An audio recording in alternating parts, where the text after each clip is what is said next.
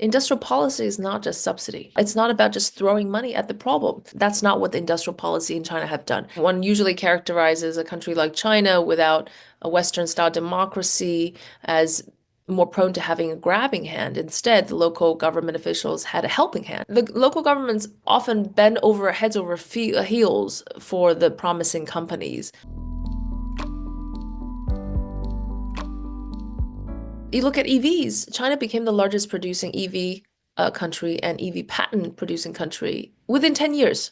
What China's inherent advantage is, I do think that the state plays a critical role when it comes to new strategic emerging sectors, new sectors which needs a boost, a jumpstart.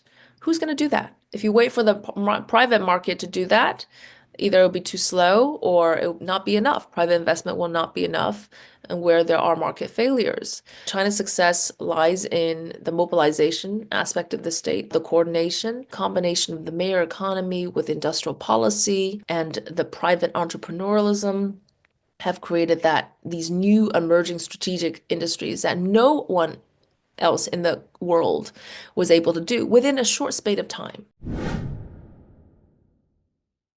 Most people think that China is an extremely centralized system, as if all decisions are made from the top down, and that's a misconception.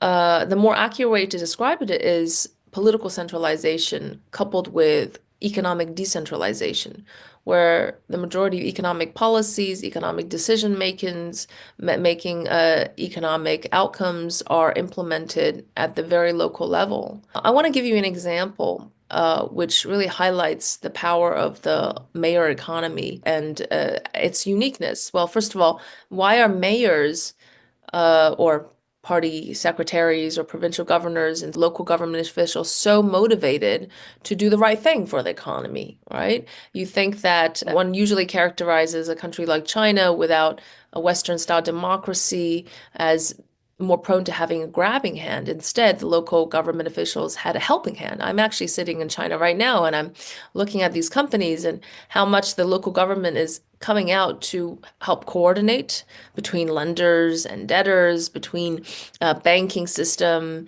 the companies setting up shop to attract talent, helping them, they're a one-stop shop to these companies.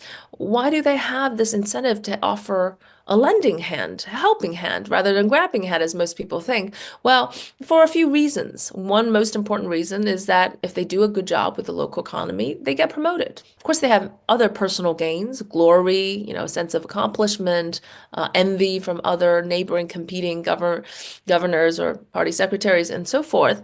But they are motivated by and large to do the right thing. And so that's what people don't understand about China, as if the state is always opposing the private. In fact, no, it's the state enabling the private. Yes, certainly there are aspects in which the state crowds out the private sector and the state monopolizes in certain things. But by and large, China's rapid economic growth depended greatly on this mayor economy, on this decentralization where the local governments play a big role. Why? Because they need the local governments. Not everything is mature in this Chinese system. Not always, the rules, the permits, everything, the business environment requires a certain amount of government intervention. But I want to give you an example that I think very strongly illustrates the mayor economy in addition to the power of industrial policy when it is implemented right. And that is the case of either solar panels or EVs, or many, many other examples, including robotics. So in 2005, if you look at a map of China, if you look at where in the country there were solar patents or productions, it's a desert. It's a desert in 2005. And of course, from 2005, the Chinese government decided to implement industrial policy supporting solar panels, but at the local level, at the city level. Maybe first 4 cities, maybe then 10, rolling out to 20, and then eventually 40, some cities over time, over a stretched period of time, implemented these industrial policies. And then 10 years later, 2015, you look at a map of China and look at solar panel production or solar panel innovation or patents, you see it has blossomed all over China, with the exception of the western central provinces, but really spread over China. And most of these cities had industrial policy implemented at some point. I think these are really incontrovertible examples where this could be very powerful. Now, that said, the mayor economy has its dark sides as well, right? Everything has a cost and a benefit, and one has to decide what the overall outcome is. If you look at the debt levels now at the local government level, the misallocation of resources, the huge capacity of solar panels, that has a lot to do with the mayor economy because the incentives is not at demand on the demand side, consuming, it's on the supply side. The best companies that can become global is the mayor economy's ultimate objective. But I want to clarify that industrial policy is not just subsidy.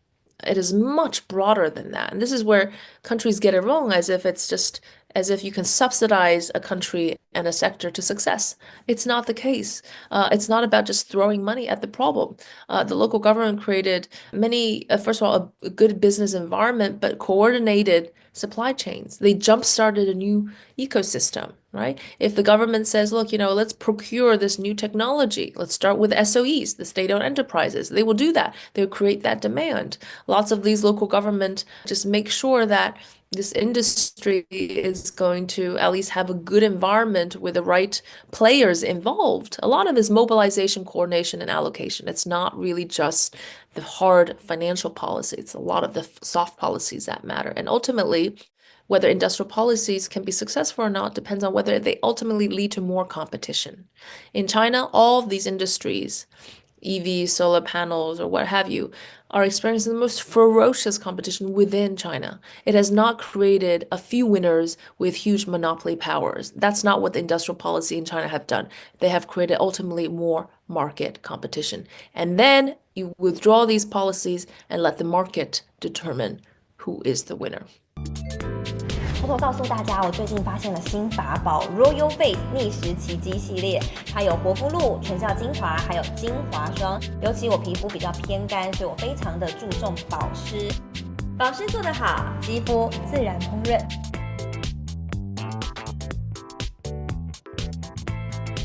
提亮肤色更年轻，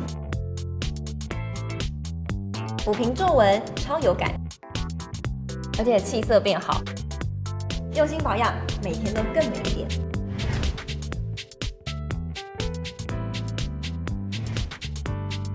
美吧！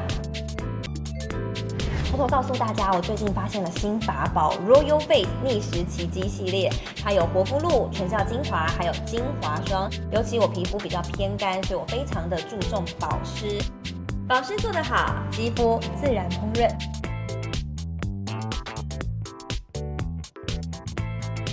提亮肤色更年轻，抚平皱纹超有感，而且气色变好。用心保养，每天都更美一点。